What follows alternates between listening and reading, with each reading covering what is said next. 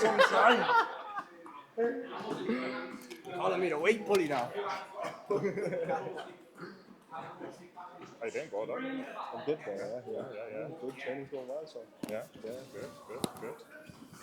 Oh man, it's your guy Obasoki Kings Court MMA here at Manchester Top Team with friend of the channel, Armand Herczeg. Brother, how are you doing, man? I'm good. Yeah, man. When was your last fight? Was it that Cage Warriors Unplugged with the knee? Yes, it was. That finish. I was rewatching that just last week, thinking they're snapping it. Yeah. It was lovely, man. It was. I was a bit underwhelmed with the performance in itself, but the finish was nice. It started well. I think a lot of people miss out on how it started, and it did start off at right elbow, and then there was a flurry of shots, and that he shot for the single, and the knee was there. But I should have put him away earlier. Yeah. And obviously that was your Cage Warriors debut, so a little bit of nerves, a little bit of pressure. No.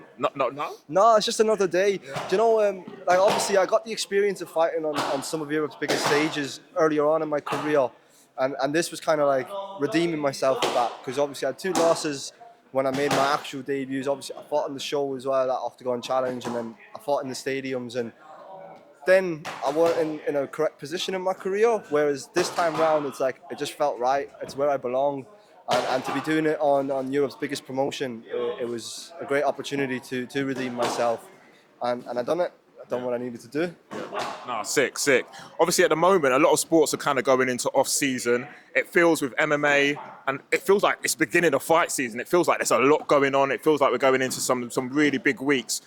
In terms of Manchester Top Team and all the prospects and all the fights coming up, what fights excite you the most, and who should the fans and supporters really be watching out for over the next couple of months? Yeah, all the lads that are fighting on Cage Warriors. We got Carl Jones and Nat Woods up next week, and then we got the Academy boys as well. Some of the amateurs fighting on it, like Keane Hughes, Bobby Burgess is on it as well. Then we got like Big AB making his light heavyweight debut. We've got the main man Lewis McGrillen against Sergio Pettis. What a fight for the fans. Amazing. And we got like he was going to be fighting again in the UFC soon enough, I'd say. We've got loads of fights coming up, even on the regional scene. We have Dylan Hall waiting for his opportunity as well. Just lads coming back from injuries like Luli Scott, Alfie Taylor. We've got loads of lads in the gym ready to fight. Even the kids are training for fights. So got loads of going on. Even George is probably going to take away and get a fight himself, who just got promoted to a black belt, the first black belt at the gym. So you know, it's great. Yeah, no, that's amazing. Honestly, hearing that. And what would you say the energy levels are like in the gym? And is it a period where you'd say it's on another level now? You've never felt this much energy and passion in the gym at the moment? Yeah, we've got a lot of professionalism going on, and it is addictive, where even myself, at times I've not held myself accountable with some things of training, but I've been in the gym every day, grafting away and getting better at what mistakes I made in my last fight and that. And just the fact that, like, as I said, George getting his black belt, McGrillen coming back to fight, Louis starting to get back, and the hype's building. We've got like loads of lads on big promotions and everything, and everyone's showing their level and showing what they can do. And with that, it's just loads of hype, and everyone's trying to go for like fight of the year, or most improved of the year, knockout of the year, just little like personal wins as well. And that's what we're trying to do, but we're pushing each other. You know, we're a big family here.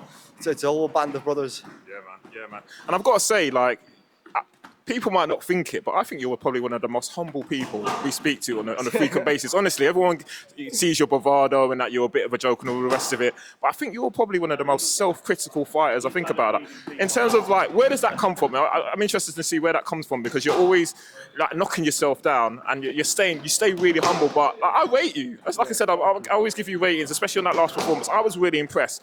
Where does that kind of that pressure on yourself to stay humble come from? I think I believe I don't have a ceiling.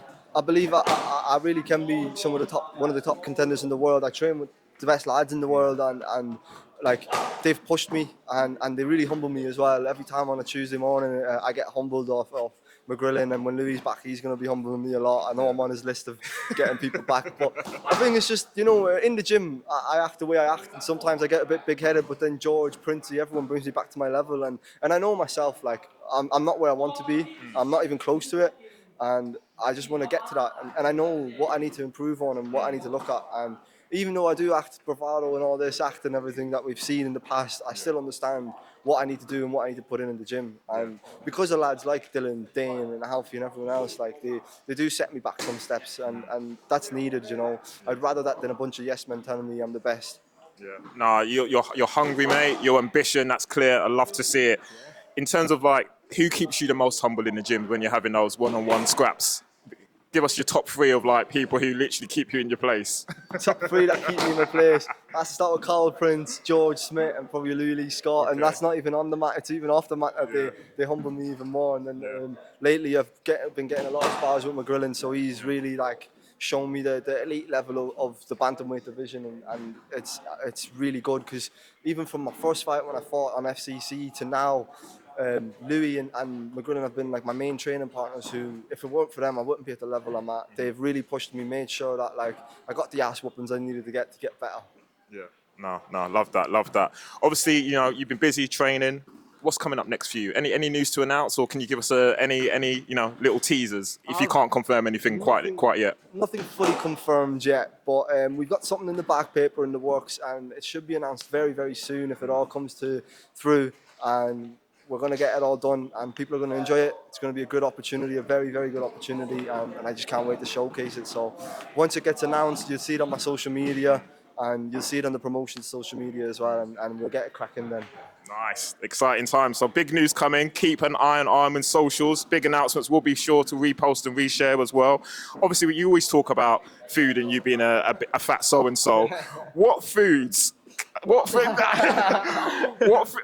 foods can you not live without? Like, what foods, like whether in camp, outside camp, what foods are your cheeky go-tos? At the moment, my cheeky go-to has been Papa John's. Their garlic dip is fire, but I think Papa John's, reach out for that sponsorship ASAP. I've just been. We'll tag Papa John's for you, Von. Yeah, sound.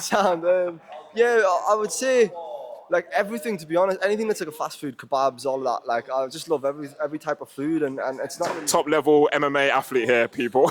Yeah, what can you say? I've needed to hold myself a bit more accountable towards the outside of camp stuff, and I do get big. I am a big bantamweight anyway, so I can't keep doing it anymore. And myself and my nutritionist, I spoke about it. Like, when I'm in camp and I have a date, I'm really, really switched on, and I do everything I need to do. But it's just outside of camp when there's no date, I kind of struggle with it. But I need to stop doing that, because otherwise I'm gonna have to go up and fight featherweights, and I don't want to fight featherweights right now. No, I'm joking. I can go up if I need to, but I really feel like bantamweight's the right division for me. Them guys are where I belong. It's where my weight naturally sits at. So I just need to be smart on what I'm doing. And next announcement, what weight are we saying? Are we going up, or are we still being good? We're still being good. My weight's pretty all right now. We're getting it down, and I'm working towards the weight I need to fight at. But we're doing what we can. Sick. Armand, always a pleasure speaking to you, man. Always got time for us. We've always got time for you. Appreciate it. Looking forward to the announcement. And we'll be sure to share that. And Papa John's, if you want to reach out, big fan here. Carl Prince, don't watch this. We never said that. Sorry. Much appreciated, guy. Shagai Obasogi, King's Court MMA, here with Armand, Manchester top team. Over and out. Peace.